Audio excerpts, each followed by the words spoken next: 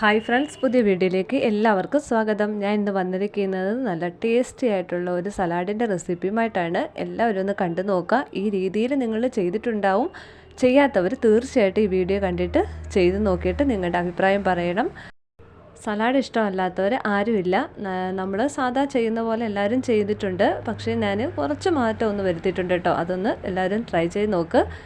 നിങ്ങൾക്ക് ഈ വീഡിയോ ഇഷ്ടമാവുകയാണെങ്കിൽ തീർച്ചയായിട്ടും ഒന്ന് ലൈക്ക് ചെയ്യാനും കമൻറ്റ് ചെയ്യാനും മറ്റുള്ളവരിലേക്ക് ഒന്ന് ഷെയർ ചെയ്ത് കൊടുക്കാനും മറക്കരുത് കേട്ടോ. നമുക്കിതെങ്ങനെയാണെന്ന് കണ്ടു നോക്കാം. അതിനായിട്ട് ഞാനിവിടെ ഒരു പാത്രം എടുത്തു വെച്ചിട്ടുണ്ട്. ഇനി ഇതിലേക്ക് നമ്മൾ എടുത്തു വെച്ചിരുന്ന ഓരോ ഐറ്റങ്ങൾ ചേർത്ത് കൊടുക്കാം. ആദ്യമായിട്ട് ഒരു മീഡിയം സൈസ് സവാള ചെറുതായിട്ട് അരിഞ്ഞത് ചേർത്ത് കൊടുത്തിട്ടുണ്ട്.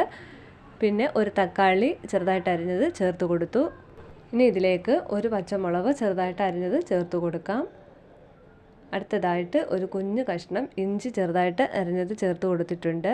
പിന്നെ ഞാൻ എടുത്തിരിക്കുന്നത് കാൽ ഭാഗം ക്യാരറ്റാണ് ചേർത്ത് കൊടുത്തിരിക്കുന്നത്. അതും പൊടിയായിട്ടാണ് അരിഞ്ഞിരിക്കുന്നത്. പിന്നെ കുറച്ച് കറിവേപ്പില ചെറുതായിട്ട് അരിഞ്ഞതും ചേർത്ത് കൊടുത്തിട്ടുണ്ട്. ഇനി നമുക്ക് ഇതിലേക്ക് ചെറുതായിട്ട് അരിഞ്ഞ ബീട്രൂട്ടൊക്കെ ചേർത്ത് കൊടുക്കാം കേട്ടോ. ഞാൻ അതൊന്നും ചേർത്തിട്ടില്ല. അടുത്തതായിട്ട് ഇതിൻ്റെ ആവശ്യമായിട്ടുള്ള ഉപ്പും കൂടെ ചേർത്ത് കൊടുക്കാം. ഉപ്പും കൂടെ ചേർത്ത് കൊടുത്തിട്ട് നല്ലപോലെ ഒന്ന് മിക്സ് ചെയ്തെടുക്കാം.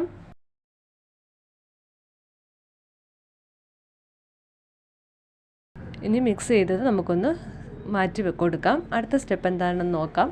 അതിനായിട്ട് ഞാനിവിടെ ഒരു ചീനച്ചട്ടി അടുപ്പ് വെച്ച് ചൂടാക്കിയിട്ടുണ്ട്. ചൂടായി വരുമ്പോൾ അതിലേക്ക് നമുക്ക് കടുക് പൊട്ടിക്കാനായിട്ട് ആവശ്യമായിട്ടുള്ള വെളിച്ചെണ്ണ ചേർത്ത് കൊടുക്കാം. വെളിച്ചെണ്ണ തന്നെ ചേർക്കാൻ ശ്രദ്ധിക്കുക കേട്ടോ. എണ്ണ ചൂടായി വരുമ്പോൾ അതിലേക്ക് കടുകിട്ട് പൊട്ടിച്ചെടുക്കാം. ഇവിടെ കടുക് പൊട്ടി വന്നിട്ടുണ്ട്. ഇനി ഇതിലേക്ക് നമുക്ക് 2-3 ചുവന്നുള്ളി ചെറുതായിട്ട് അരിഞ്ഞത് ചേർത്ത് കൊടുത്തിട്ട് നല്ലപോലെ ഒന്ന് മൂപ്പിച്ചെടുക്കാം.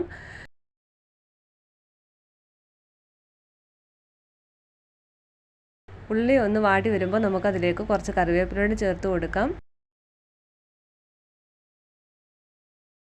വറ്റൽമുളക് ഉണ്ടെങ്കിൽ ചേർത്ത് കൊടുക്കാം കേട്ടോ. എന്തായാലും ഇല്ലാഞ്ഞുകൊണ്ടാണ് ചേർക്കാഞ്ഞത്.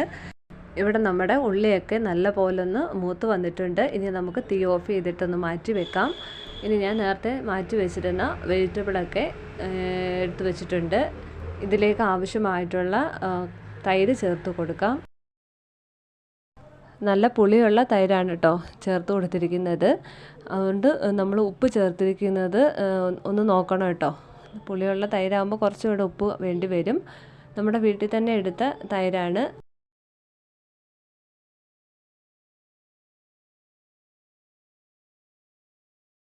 ഇത് നല്ലപോലെ ഒന്ന് മിക്സ് ചെയ്തെടുക്കാം.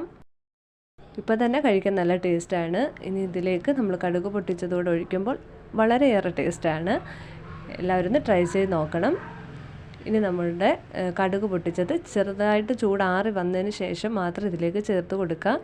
ചേർത്ത് കൊടുത്തിട്ട് നല്ലപോലെ ഒന്ന് മിക്സ് ചെയ്തെടുക്കുക. ഇപ്പോൾ നമ്മുടെ സലാഡ് ഇവിടെ റെഡി ആയിട്ടുണ്ട്. ചോറ് കഴിക്കാൻ നമുക്ക് ഈ ഒരു സലാഡ് മാത്രം മതി.